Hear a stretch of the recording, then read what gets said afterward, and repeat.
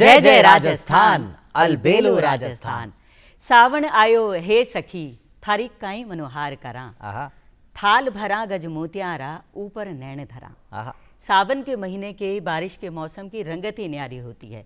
खेत में हल जोतते किसान, पक्षियों का कलरव, कोयल की कूक, मोर का नाच, सावन के झूले झूलते टाबर टीगर, तीज की मेहंदी मांडती औरतें, घेवर की मिठास, भाया काई काई की बात करें। हाँ, सब देखो नदी नाले झील सरोवर जलमग्न होकर बहने लगते हैं। लेकिन बारिश जो है एक तरफ जहाँ हमें आनंद देती है, वहीं दूसरी तरफ अपने साथ लेकर आती है एक संदेश।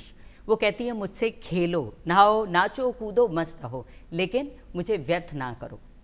मेरे जल का संरक्षण करो, ताकि मैं तुम्हारे आज के साथ साथ तुम्हारे कल को भी सहेज कर रख सकूं, तुम्हारी हमेशा इसी तरह तुम्हारा ध्यान रख सकूं। तो भाई ये बात तो चौकी है बिल्कुल। और चौकी से मन ध्यान आ रहा है भी चौकी चौकी बात, चौकी चौकी काम। आपना अंडे जो आज पावना पधार्या है, मेहमान पधार्या है, बा से भी वो चोखो शब्द बहुत जुड़े है। भाई जदी तो लोग वाने कहवे छे भाई छे वो बड़ा ही प्रतिभावान, जदी तो लोग करे छे वहां का गुणगान, और आपा कहवा छा जय जय राजस्थान, अलबेलो राजस्थान। काई बात कही जीजी। अच्छा, पावना जी के बारे में तो देखो मैं थाने बता ही दूं, लेकिन बिका सागे सागे थाने एक बात बताऊं। जीजी एक बहुत गहरी बात कह दीजिए, जल है तो कल है। कल है। अपना प्रधानमंत्री जी, यशस्वी प्रधानमंत्री जी कह भी दिया जाए कि एक पेड़ माँ के नाम। और ये पेड़ जो रेवेला ना, देखो ये टाइम कहीं है, मानसून को तो टाइम चालू है, सावन की जो रिमझिम फुहारा है ना लगातार बरस रही है। तो आपा जब कोई पेड़ पौधा ने कोई आपा संजोबा और प्रयास कराना ना, तो कुदरत स्वयं ही बिने और आगे बिने बढ़ोतरी कर दे लो। तो बस थाने ओ ध्यान रखना है, जब भी मौका मिले एक पेड़ माँ के नाम अवश्य लगाओ। अच्छा, तो आ हमारी प्यारी जीजी अनीता प्रधान है हमारे सागे, और हमारे भाई की बात करे और हमारे छोटो से भाई अजहर। हाँ, तो जीजी बायागिया जोड़ी था सगड़ा रो करे पहले तो स्वागत। और देखो स्वागत के साथ साथ जी अब थे 4 लाइन थे पढ़े, तो मैं भी पढ़ू लो। हाँ बिल्कुल पढ़, है ना।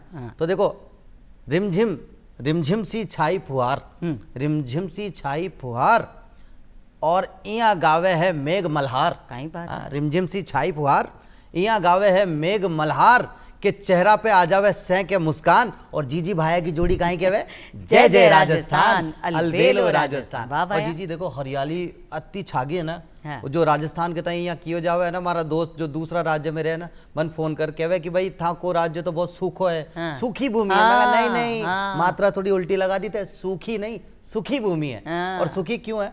क्योंकि आज जो पावना अपना सागे पधारे है ना, ए पूरा प्रयास करे है कि यह धरती जो है ना ये सुखी रहे, और अपना आप में ना ये मुस्कुराती रहे। और तो आज का जो अपना मेहमान है, अपना पावना है ना, बहुत खास शख्सियत है जीजी। देखो बिया तो बहुत व्यस्त रहे हुए, लेकिन आज का अलबेलो राजस्थान रहा प्रोग्राम का तो सौभाग्य की बात है, का सौभाग्य। बिल्कुल मैं वाने बिल्कुल माँ का एक अनुरोध पे वाने लेकर आया, बिल्कुल एक अनुरोध पे आबीगा। तो आओ मिलर स्वागत करा कैबिनेट मंत्री श्री जोराराम कुमावत, पशुपालन गौपालन देवस्थान एवं डेयरी विभाग राजस्थान सरकार। सर था को घणो घणो स्वागत, अभिनंदन ई मंच कमाए अलबेलो राजस्थान। नमस्कार सर, सैसु पहले था सो जानबो चाहवा था कि व्यक्तिगत जो जीवन है अपने आप में बहुत उतार चढ़ाव बैठे रिया, और हमेशा सर एक जननायक की भूमिका थे निभाई, और हमेशा आगे से आगे थे रे बारो प्रयास करया, लोगों की थे आवाज बनया। तो सर सैसु पहले था से ओ जानबो चाहूँ लो, ग्राम पंचायत सरपंच सुलेर आज कैबिनेट मिनिस्टर थे होगा सर। अब पूरी यात्रा अपना आप में बहुत कमाल की है सर। ये यात्रा की शुरुआत किया हुई था कि जबानी जानबो चाहूँ। सबसे पहले तो अलबेलो राजस्थान में दूरदर्शन की पूरी टीम को बहुत बहुत बधाई, शुभकामनाएं। धन्यवाद। और आज मुझे भी यहाँ आने का अवसर मिला, मैं सभी दर्शकों को भी अभिवादन करना चाहूँगा। वैसे हमारी राजनीतिक यात्रा बहुत लंबी है, और सबसे पहले मैं मेरे गांव से शुरुआत हुई इसकी। और गांव में हमने वहाँ पर नवयुवकों की एक टीम बना करके हमने एक संस्था बनाई। मेरा गांव जो सुमेरपुर विधानसभा में सेंद्रो ग्राम है, और वहाँ गांव के विकास के लिए हमारी जो चिंता थी कि गांव के विकास के लिए हम कैसे काम करें, तो सबसे पहले नवयुवकों की एक टीम बनाई और नवयुवक मंडल बनाया जी।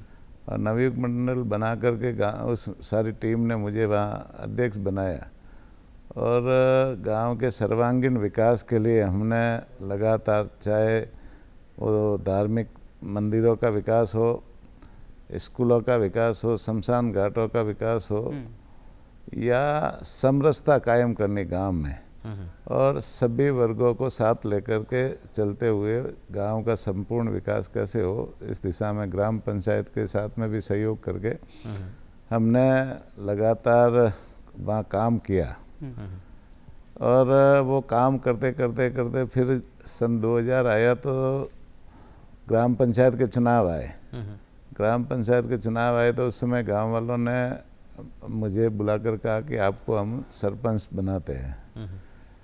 मैंने कहा मैं तो वैसे ही काम कर ही रहा हूँ और गांव के विकास में पूरा मेरा समर्पण है, तो कहने ये जिम्मेदारी आपको हम निर्विरोध देते बिना चुनाव कराए। और फिर गांव वालों ने निर्विरोध सरपंच का दायित्व दिया, और सन 2000 में सरपंच का दायित्व मिलने के बाद में हमने वहाँ गांव के विकास के लिए पूरी ऐतिहासिक काम किया। जो 50 सालों के इतिहास में उस गांव का, उस ग्राम पंचायत का विकास नहीं हुआ, वो हमने 5 साल के कार्यकाल में करके दिखाया। वहाँ सारी विकास के काम, चाहे पानी का निकासी का काम हो, सड़कें, गांव गलियों में सड़कें बनाने का काम हो, भू संरक्षण के काम हो, या मंदिरों के विकास के काम हो, खेल मैदानों के विकास के काम हो, स्कूलों में विकास के काम, शमशान घाटों के विकास के काम, इस तरह से जो शिक्षा के क्षेत्र में भी काम हो, तो सारे विकास के काम हमने 5 साल के कार्यकाल में मुझे जो अवसर मिला वो हमने कराए। ग्राम पंचायत सिंदरू को एक आदर्श ग्राम पंचायत घोषित करवाया, और उस समय एक कार्यक्रम चला था शिक्षा आपके द्वार, और जो वंचित बालक और बालिकाएं थी जो शिक्षा से वंचित रहती थी, उनको हमने शिक्षा आपके द्वार के द्वारा जुड़वाया और उनको स्कूलों में एडमिशन करा करके कोई ऐसा लड़का या लड़की नहीं रहे गांव में जो शिक्षा से वंचित रहे। इस कार्यक्रम को, सरकार के कार्यक्रम को हमने सफल बनाया। तो उस समय जैसे मुझे पूरे ज़िले में एकमात्र सरपंच को शिक्षक दिवस के अवसर पर, उस समय कुलदीप जी राका कलेक्टर हुआ करते थे, उन्होंने वहाँ सम्मानित भी किया 1 लाख का चेक गांव के विकास के लिए और पारितोषिक देकर के सम्मानित किया। तो उस 5 साल का कार्यकाल का जो अवसर मुझे गांव में सेवा करने का अवसर मिला, फिर उसके बाद में मुझे पार्टी ने दायित्व दिया, ग्रामीण मंडल का महामंत्री, फिर जिला मंत्री, और अनेक दायित्व जो पार्टी में दिए। तो लगातार पार्टी में काम करते करते मेरा व्यापार सुमेरपुर में था, और सुमेरपुर मैं काम करते वहाँ भी जैसे कर्म भूमि थी, तो कर्म भूमि में लगातार सेवा के कार्य करता रहता था। और 2014 में जब नगरपालिका के चुनाव आए तो पार्टी ने मुझे वहाँ पार्षद का टिकट दिया। पार्षद में जनता ने विजयी बनाया। सामने वाली जो कांग्रेस पार्टी थी उसे, उस कैंडिडेट को सिर्फ 1 वोट मिला। और फिर पार्टी ने मुझे चेयरमैन भी बनाया, और चेयरमैन कार्यकाल में रहते हुए मैंने सुमेरपुर के सर्वांगीण विकास के लिए काम किया। सुमेरपुर की सड़कों को चौड़ा करना, सुमेरपुर में सुलभ शौचालय बनाना, बस स्टैंड का विकास करना, तालाबों का विकास करना, मंदिरों के विकास करना। और वहाँ एक नहर निकलती थी जो शहर के बीचों बीच होकर के निकलती थी, लोग पीड़ित थे, गंदगी होती थी, दलदल होता था।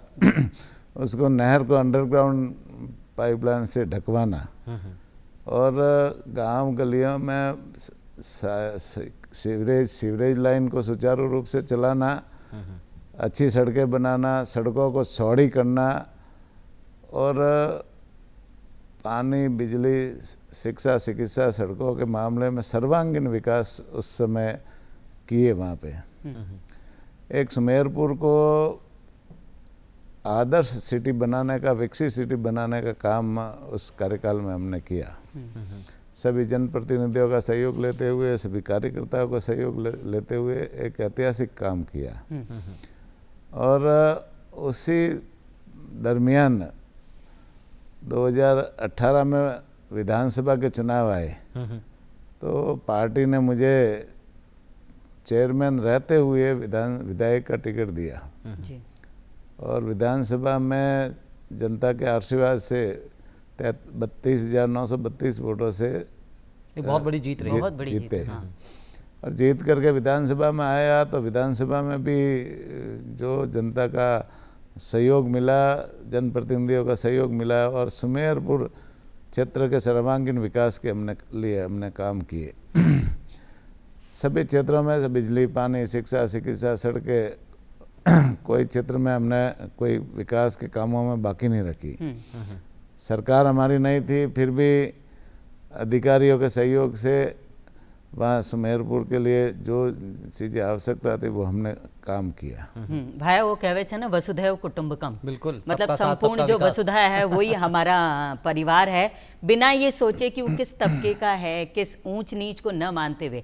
आपने एक बहुत इम्पोर्टेंट काम तब किया था जब आप सरपंच भी रहे कि सारे तीज त्योहार सब लोग मिलकर मनाएंगे। बिल्कुल, गांव में सारे मेले होते थे, सारे धार्मिक कार्यक्रम होते थे या कोई सामाजिक कार्यक्रम होते थे तो हमको सब गांव वाले मिलकर ही करते थे। हाँ। और समरसता के भाव से। और समरसता के मामले में जैसे बात करें तो उस कार्यकाल के लिए जो सरपंच का मेरा कार्यकाल रहा, गांव में जिस तरह से समरसता के काम किए तो गुवाहाटी हाई कोर्ट के पूर्व जज मिलाप सिंह जी जैन हैं, उन्होंने एक कार्यक्रम में मुझे समरसता गांव में समरसता कायम करने के लिए भी सम्मानित किया। जी जी जी। तो निश्चित रूप से हमारा शुरू से ही ये भाव रहता है वसुधैव कुटुंबकम के भाव को लेकर चले और सबका साथ सबका विकास, बिल्कुल इस भाव को लेकर के चले, तभी जैसे हम सब आगे बढ़ते हैं और देश भी आगे बढ़ता है और विकास भी होता है। फिर जो हमारा विधायक का मेरा जो कार्यकाल 5 साल का था उसमें अद्वितीय काम किए और चाहे वो जवाई बांध में पानी लाने का काम हो, 100 करोड़ की हमने एक योजना स्वीकृत कराई, वह सही डैम को सुरंग को चौड़ा करने के लिए अभी भी वो इस योजना में काम चालू है, 80% हो गया, 20% काम बाकी है। वो काम सुरंग चौड़ी होगी तो वो पूरा का पूरा गुजरात जाने वाला पानी वो जवाई बांध में आएगा और जवाई बांध में आएगा तो यहाँ के लोगों के लिए और किसानों के लिए वो उपयोगी साबित होगा। जल संरक्षण होगा। हाँ, जल संरक्षण खेती के लिए काम आएगा और पीने के लिए भी काम आएगा। जी सर, एक बात यहाँ मैं आपसे जानना चाहूँगा, आप एक किसान परिवार से आते हैं और कहते हैं ना कि खून में ही किसानी है, खेती किसानी की अगर मैं बात करूं सर, आज जिस पद पर आप हैं, आप जिस तरह का आपको काम मिला है, जो कैबिनेट मिनिस्टर आप हैं, तो जो जिम्मेदारी दी गई है, तो सर यहाँ मैं आपसे जानना चाहूँगा, क्या वो कहते हैं ना कि जब हम खुद जिन समस्याओं से हम दो चार हुए हैं, जब हम जनता के प्रतिनिधि बनते हैं तो उन समस्याओं को सुलझाना और आसान हो जाता है। क्या कहना चाहेंगे सर? निश्चित रूप से पिछले कार्यकाल में 5 साल में जो अवसर मिला और उसमें विकास के कामों के साथ में जनता की जो इंडिविजुअल समस्या है रोज़ सुनते थे, उनकी समस्या का समाधान करते थे। तो लगातार अच्छे प्रयासों से वापस चुनाव आए तो पार्टी ने वापस टिकट दिया और वापस 29,000 वोटों के आसपास जीत करके वापस विधानसभा में सुमेरपुर की जनता ने भेजा। और इस बार पार्टी ने, माननीय प्रधानमंत्री जी ने, माननीय गृह मंत्री जी अमित शाह जी ने, हमारे राजस्थान के लोकप्रिय मुख्यमंत्री माननीय भजन लाल जी ने मुझे कैबिनेट का दायित्व दिया और ये काम करने का जो अवसर मुझे मिला, पूरे राजस्थान की जनता की सेवा करने का अवसर मिला, निश्चित रूप से मैं अपने आप को सौभाग्यशाली समझता हूँ। और मुझे जो अभी जो विभाग भी दिए, पशुपालन, डेयरी, गोपालन और देवस्थान, जी सारे के सारे विभाग सेवा के विभाग है। और मन में जो मेरा जो भाव शुरू से है, सेवा का भाव, राजनीति में मैं हूँ तो वो सेवा के भाव से हूँ और उसी भाव को देखते हुए पार्टी ने भी ये मुझे दायित्व दिया है, तो निश्चित रूप से मैं अपने आप को सौभाग्यशाली समझता हूँ। मैं एक किसान परिवार से हूँ, सामान्य परिवार से हूँ, गांव सिंदरू में मेरा जन्म हुआ, किसान के घर में। और बचपन में जब मेरे पढ़ाई के साथ साथ में मेरे पिताजी किसान का काम करते, तो मैंने भी किसान का जो काम होता है सारे काम मेरे हाथ से किए हुए हैं। जी। चाहे वो हल चलाने का काम हो, चाहे बैलगाड़ी चलाने का काम हो, चाहे रहट चलाने का काम हो, चाहे वो खेती के अन्य कटाई बुवाई निराई गुड़ाई के काम हो, ये सारे के सारे काम मेरे हाथ से किए हुए हैं। ये किसान का क्या दर्द होता है, किसान की क्या मर्म होता है, हाँ होता है, तो वो सारी चीज़ें हमें अनुभव है। ये बात जब हमारे किसान भाइयों की चल रही, तो सर ने एक और मोबाइल वेटेनरी यूनिट आपने बनाई। वो भाया कहवे छे पहली तो प्यासा ने कुआ के पास जाना पड़े, अब तो कुआ खुद जो है वो प्यासे के पास चल के आ रहा है। सर ये क्या योजना है, इसके बारे में भी थोड़ा प्रकाश डालें। हमारा प्रदेश राजस्थान प्रदेश है वो किसान बाहुल्य और पशुपालक बाहुल्य है जी। और हमारे देश के लोकप्रिय प्रधानमंत्री माननीय नरेंद्र मोदी जी और हमारे मुख्यमंत्री भजनलाल जी की मंशा है कि हमारे किसानों को कैसे मजबूत करें, पशुपालकों को कैसे मजबूत करें। राजस्थान की पूरी अर्थव्यवस्था है वो इन किसानों और पशुपालकों के ऊपर निर्भर है। बिल्कुल। राजस्थान की जीडीपी में इनका बहुत बड़ा योगदान रहता है।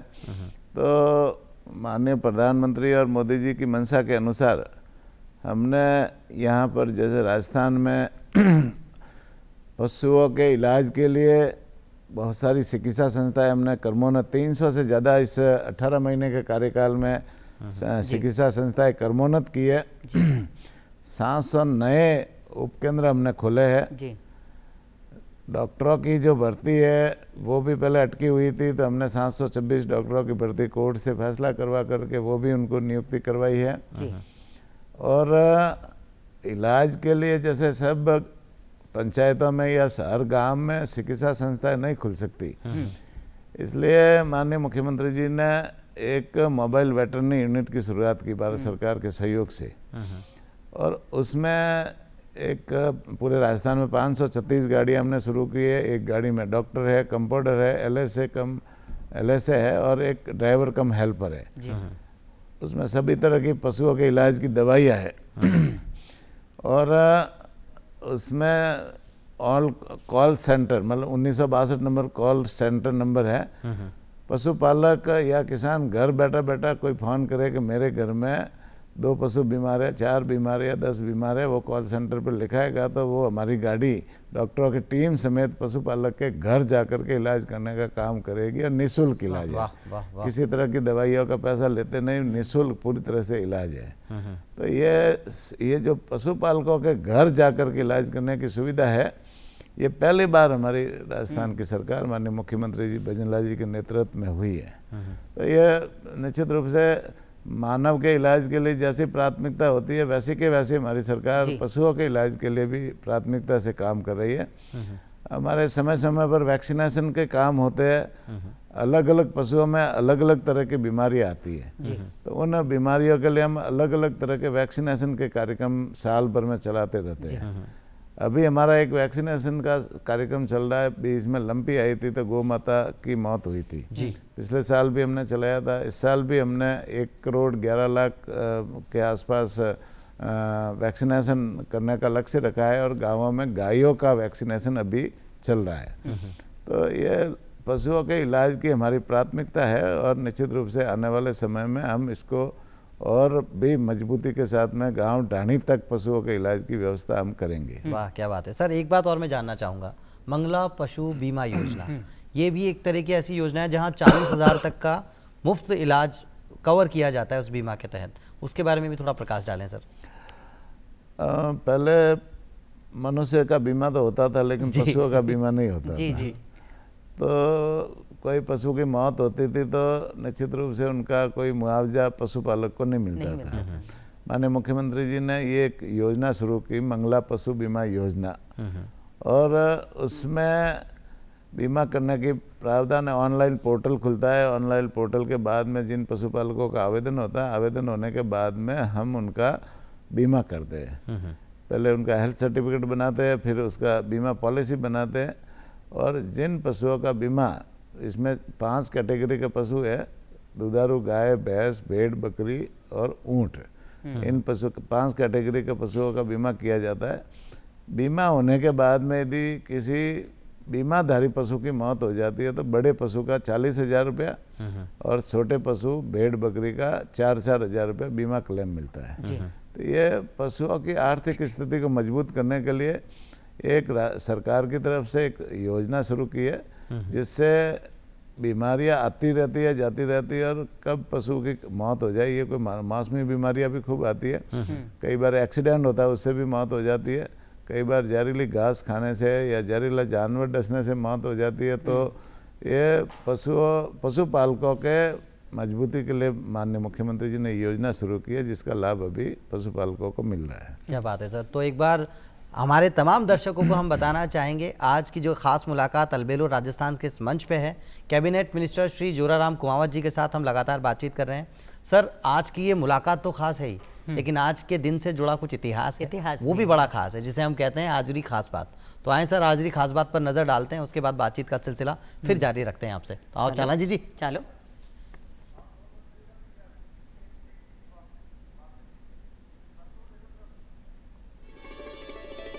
हाजिरी खास बात। हाजिरी खास बात।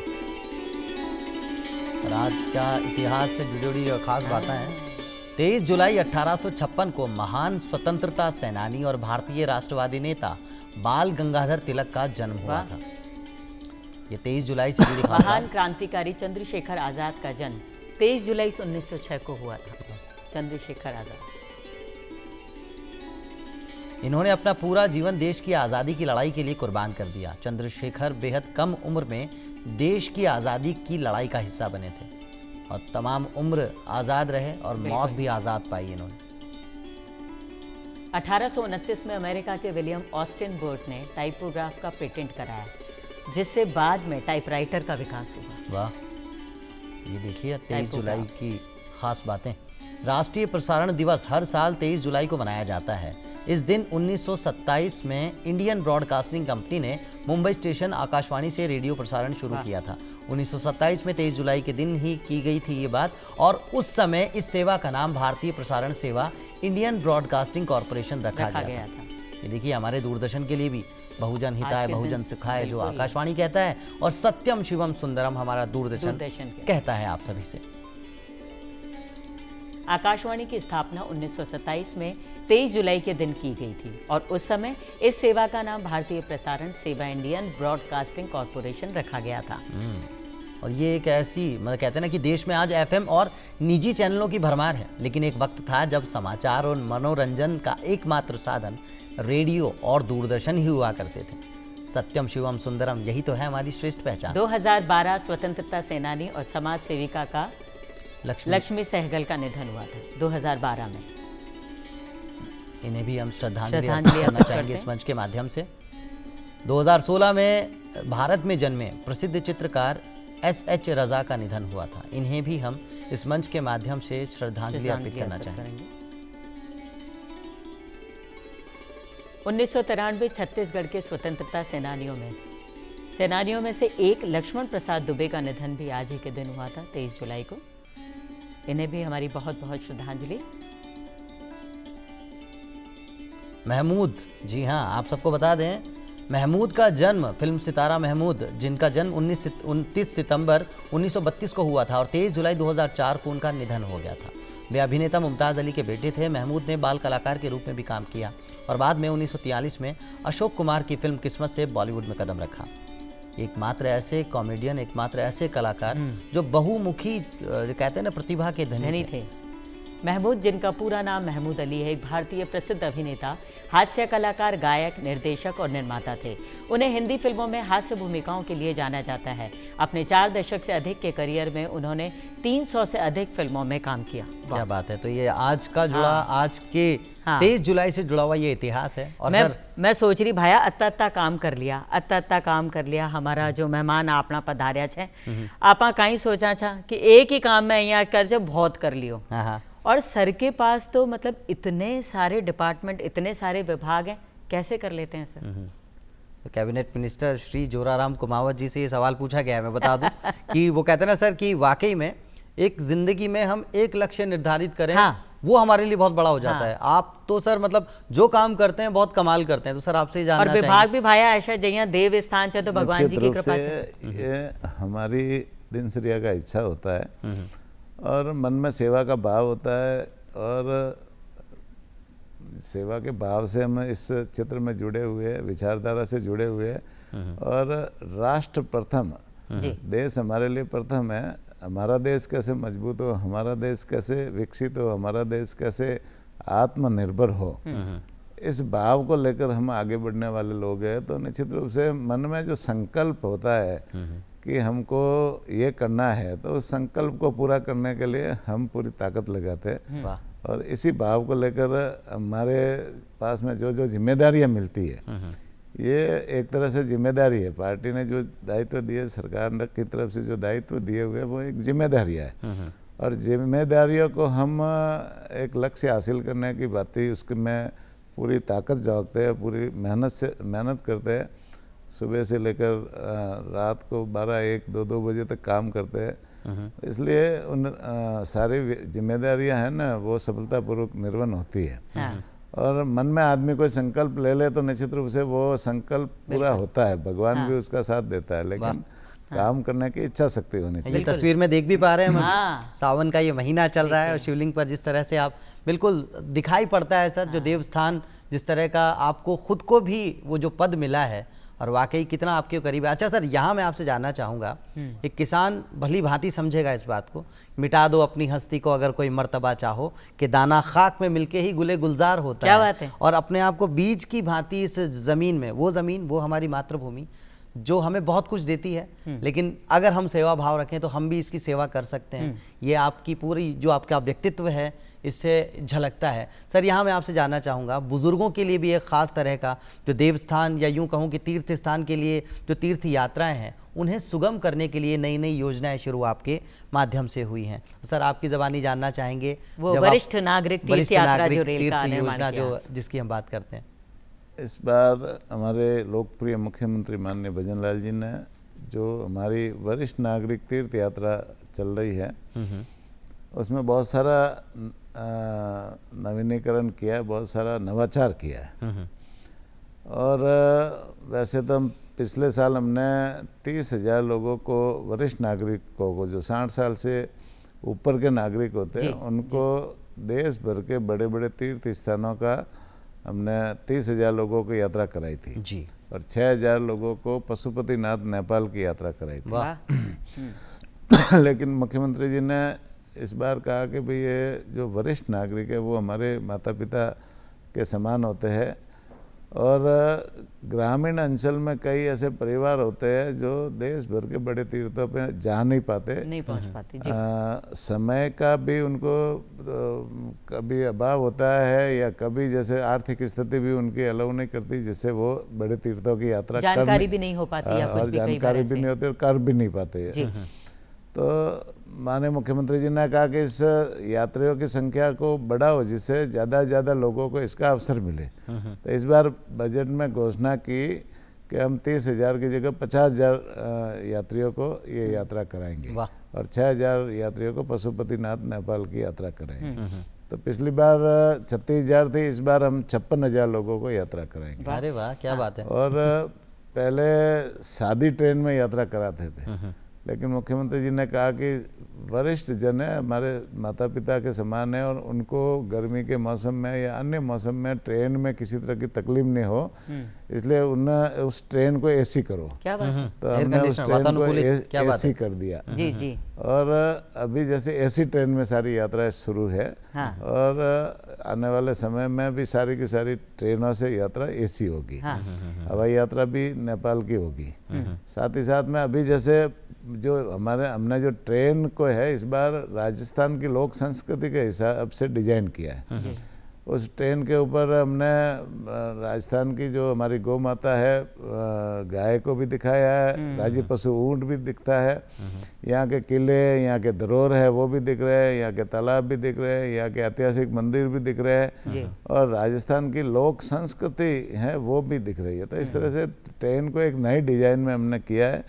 वो पूरे देश भर के बड़े बड़े तीर्थों पे जाती है और विभिन्न राज्यों में होकर गुजरती है, तो वहाँ राजस्थान की लोक संस्कृति भी झलकती है। बिल्कुल तो बिल्कुल। इस तरह से हमारी संस्कृति पूरे देश भर में उनकी झलक देखने को मिलती है, राजस्थान की संस्कृति का। हाँ, तो अभी जैसे ये यात्रा पूरे हमने 13-14 रूट बनाए हैं और उसमें बड़े बड़े तीर्थ स्थान हैं, चाहे वो रामेश्वरम हो, चाहे अयोध्या हो, चाहे हरिद्वार हो, काशी विश्वनाथ हो, जी जी। जगन्नाथपुरी हो, कामाख्या देवी हो, ओंकारेश्वर जी हो, सोमनाथ हो, इस तरह से जो है ना ये यात्राएं हम करवाते हैं।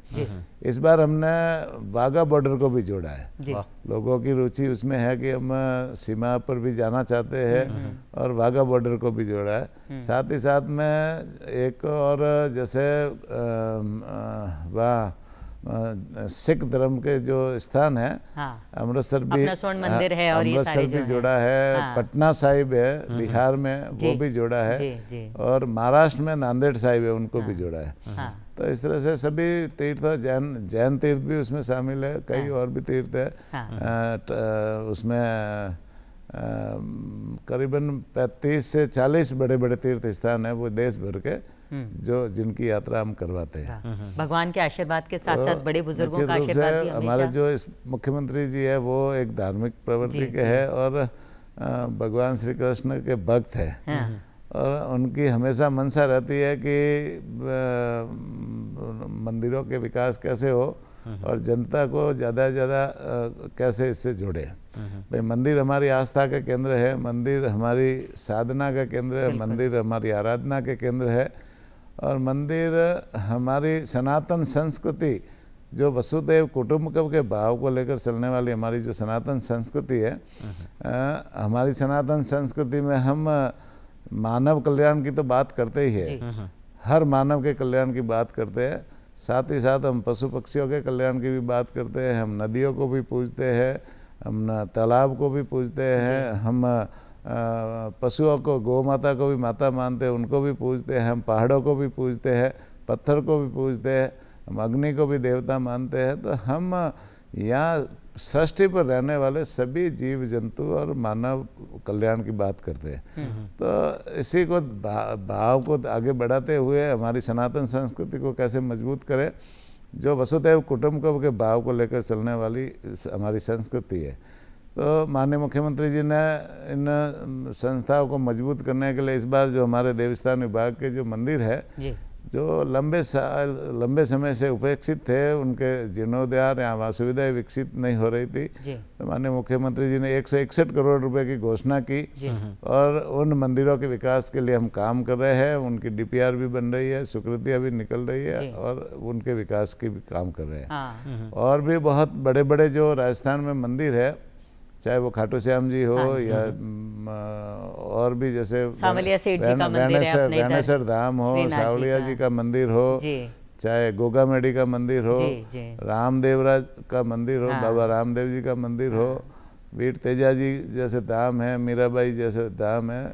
तो ये सारी हमारी लोक देवताओं के बड़े बड़े स्थान हैं, या स्वतंत्रता सेनानियों के जो कोई बने हुए स्थान, उन सभी को विकसित करने के लिए, उनमें कॉरिडोर बनाने के लिए, वहाँ सुविधाएं विकसित करने के लिए, ब्रह्मा जी का मंदिर है वहाँ, जैसे वहाँ पे परिक्रमा मार्ग सही ढंग से बने, यात्रियों को, जाने वाले यात्रियों को वहाँ किसी तरह की तकलीफ नहीं हो, असुविधा न हो, पूरी सुविधाओं का ध्यान रखा जाए। हाँ, इस दिशा में माननीय मुख्यमंत्री जी ने 200 से ज़्यादा मंदिरों में विकास की दोनों बजट में घोषणा की है, जिसकी भी क्रियान्विति जारी है।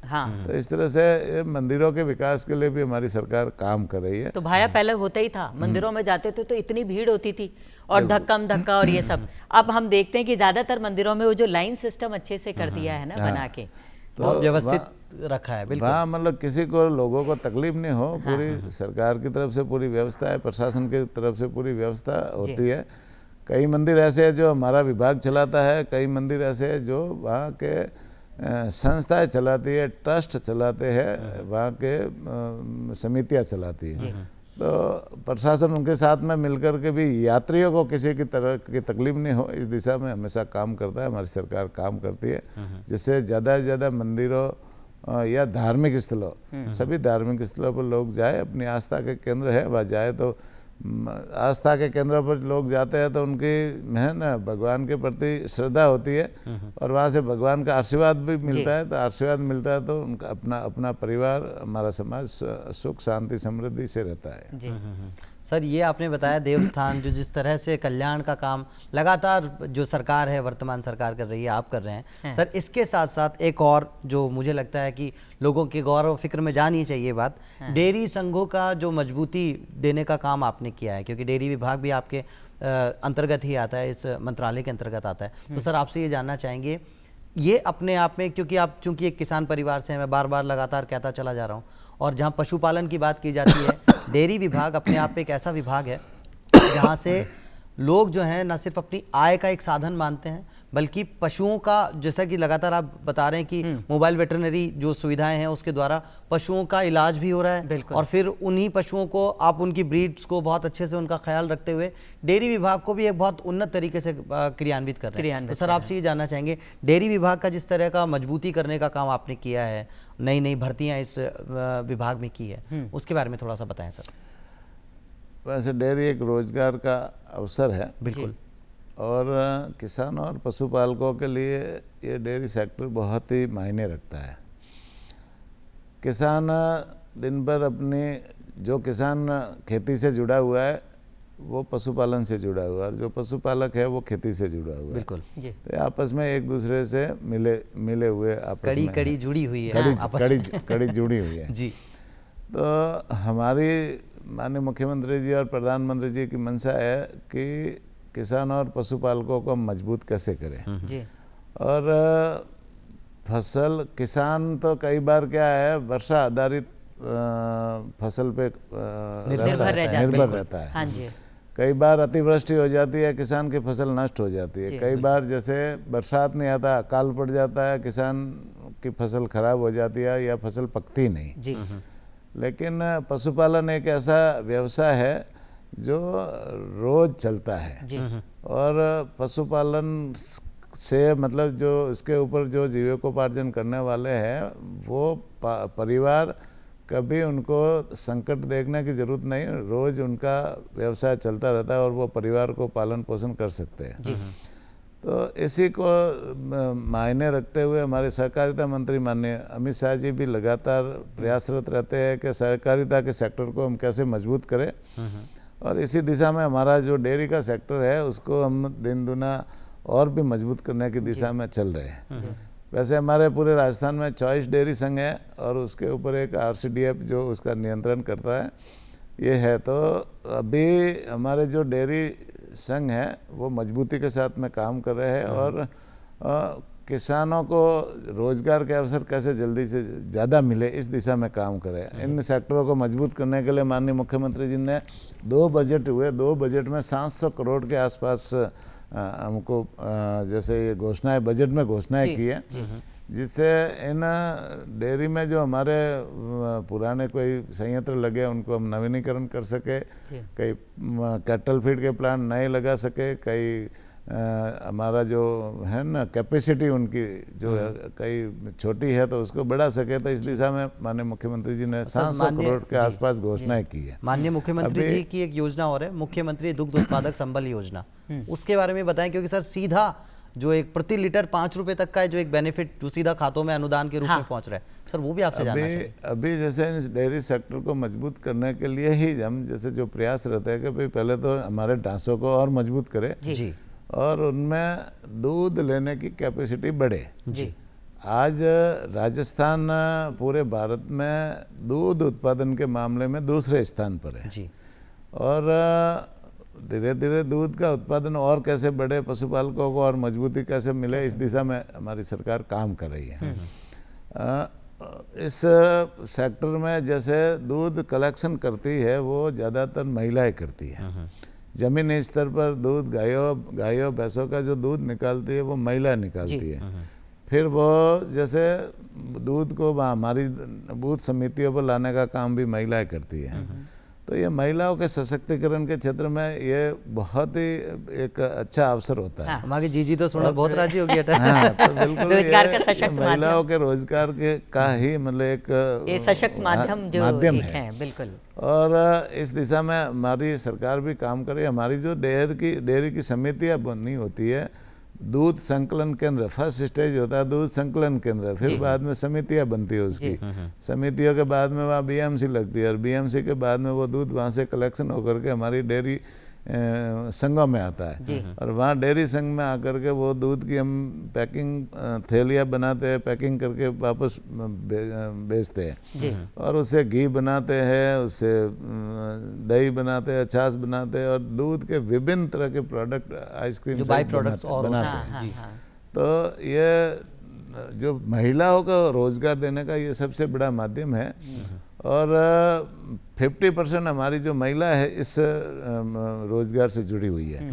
जयपुर डेयरी में तो हमारी 950 समितियाँ ऐसी हैं जहाँ उनकी अध्यक्ष ही मतलब महिला है, पूरी संचालन ही महिलाएं करती है।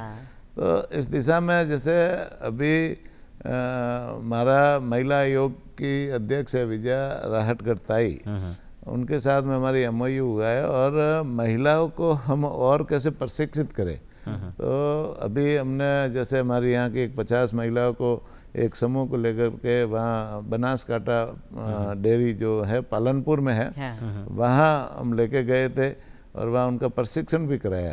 वहाँ से गुजरात में डेयरी सेक्टर बहुत मजबूत है, तो वहाँ को वो महिलाएं वहाँ से प्रशिक्षित होकर आएगी, तो यहाँ आकर के और अपने क्षेत्र में अच्छा काम करेगी। 3 दिन का ये प्रशिक्षण शिविर होता है। 3 दिन का प्रशिक्षण शिविर था।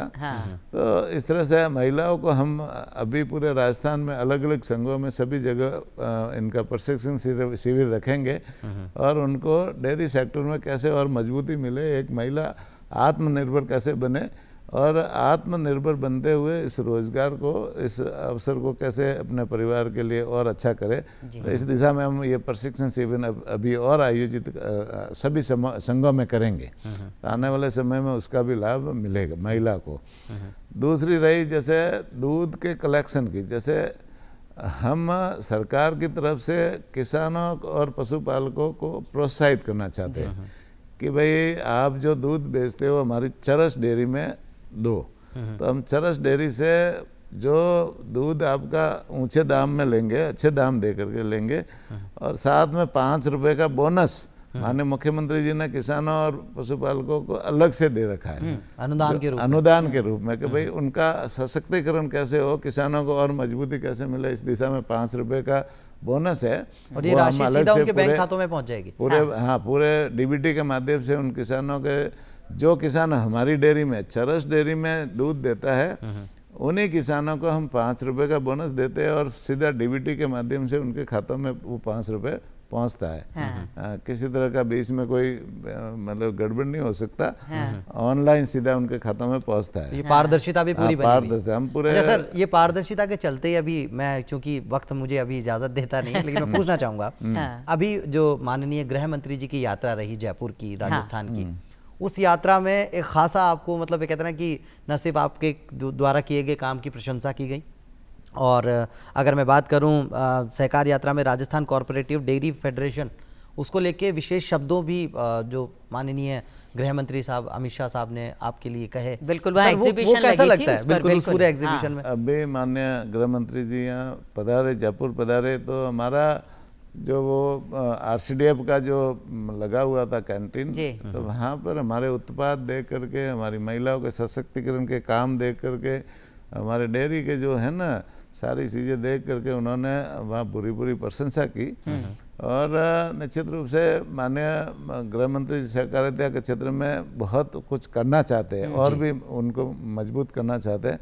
तो इस दिशा में उनके भाव को लेकर के हम भी उसको और कैसे मजबूत करें, इस दिशा में हम काम कर रहे हैं। डेयरी के सेक्टर में हम देखें तो हमारा अभी जैसे जितनी हमें 18 महीने का अभी जो कार्यकाल मिला है, हमने डेयरी सेक्टर को बहुत मजबूत किया है। हमारा पहले घी बिकता ही नहीं था, पड़ा रहता था स्टॉक, इस बार घी बिल्कुल हमारी डिमांड एडवांस बुकिंग रहती है। हमने दीपावली के अवसर पर हमारी 125 टन मिठाइयाँ बिकी है, और वो भी 2 दिन पहले खत्म हो गई, लोग एडवांस बुकिंग कराते हैं। और हमारी सारे प्रोडक्ट, चाहे छाछ हो कि लस्सी हो कि श्रीखंड आइसक्रीम हो, हो कि पनीर, श्रीखंड हो कि, सभी। ये लोगों की डिमांड रहती है। जी। आज चरस की मार्केट वैल्यू है और सरस को लोग क्वालिटी के मामले में सर्वश्रेष्ठ समझते हैं। हाँ। बिल्कुल। तो इसी गुणवत्ता को बनाए रखते हुए हम दोनों चीज़ें इससे मिलती है। एक तो किसानों का सशक्तिकरण होता है, पशुपालकों का सशक्तिकरण होता है, उनको रोजगार के अवसर देते हैं। दूसरा, जैसे उनका जो दूध के उत्पाद है, दूध के उत्पाद जिस तरह होते हैं वो सारी हम क्वालिटी पूर्ण दूसरे आम जनता को देने का काम करते हैं। हाँ। तो दोनों तरफ से जैसे ये व्यवसाय है, ये बहुत अच्छी योजना है। रोजगार के नए साधन। और अभी भाया मैं गई थी कुछ समय पहले, मायरा एक प्रोग्राम आपका था हाँ, सरस मायरा का, जयपुर जैसे डेयरी हम का, जयपुर डेयरी का और वो कार्यक्रम है। खचाखच भरा हुआ था महिलाओं से। इसमें हमारी जो समितियां है या डेयरी संघ है वो किसानों को बोनस भी देती है जी। और साथ में कई स्कीमें भी चलाती है, बीमा स्कीम भी चलाती है। किसी बेटी की शादी है तो उसमें 21,000 रुपये उनको मायरा के रूप में भी देती हाँ, है। वो इस तरह से बड़ी बहुत अच्छी सारी स्कीम जनहित की स्कीमें हैं। हाँ। वो किसानों के इलाज के लिए, पशुपालकों के इलाज के लिए भी पैसे देती है। तो हमारा डेयरी संघ है, अलग अलग संघों में अलग अलग तरह की स्कीमें चलती है। सर एक बात और गौरतलब है, हाँ। अब से पहले जहाँ गाय को कभी कोई लावारिस या कोई कहते हैं आवारा पशु के आवारा पशुओं इस के तरह लिए, की हाँ। जो शब्दावली का प्रयोग कर लेता था, हाँ। लेकिन वर्तमान सरकार ने वाकई में ये पूरी तरह भारत सरकार के सहयोग से हाँ। गाय को उसके विरोध गौ में माता, आवाज उठाई गौ सर ने, माता हाँ। का जो दर्जा दिलाने का कागज में डॉक्यूमेंटल कि आप इस तरह की शब्दावली का इस्तेमाल नहीं करेंगे, जी। गाय को गौ माता ही कहेंगे। तो सर इस तरह का जब बदलाव आप देखते हैं कैसा लगता है सर आपको? गाय से हमें सब कुछ मिलता है, दूध मिलता है, दही मिलता है, घी मिलती है, छाछ मिलती है। गाय का गोबर भी उपयोगी है जी। और किसान के खेत में काम आता है, बायोगैस बनती है, गोबर गैस बनती है, ऑर्गेनिक खाद के रूप में काम और आता है। ऑर्गेनिक खाद के रूप में काम आता है। गाय के गोबर से आजकल तो बहुत सारे प्रोडक्ट बनते हैं। हाँ। कागज बनता है, गत्ता बनता है, महिलाओं की लाख की चूड़ियाँ बनाते हैं, उसमें भी गोबर मिलाते हैं, दीपक बनते हैं, मूर्तियाँ बनती है, कलर पैंट बनता है। तो गाय के गोबर से बहुत सारे प्रोडक्ट बनते हैं। गाय का गोमूत्र है वो भी गंगा जल के समान पवित्र माना है और उससे गोअर्क बनता है। डायबिटीज, बीपी, चर्म रोग जैसी बहुत सारी बीमारियां ठीक होती है। तो गाय की हर चीज़ है ना मनुष्य के जीवन में उपयोगी साबित होती है। इसीलिए हमारे पूर्वजों ने इसे गौमाता का दर्जा दिया है। और ये गाय है ना हमारी माता नहीं, ये विश्व की माता है। हाँ, बिल्कुल। हाँ, तो पूरा विश्व गाय को गौमाता मानता है। तो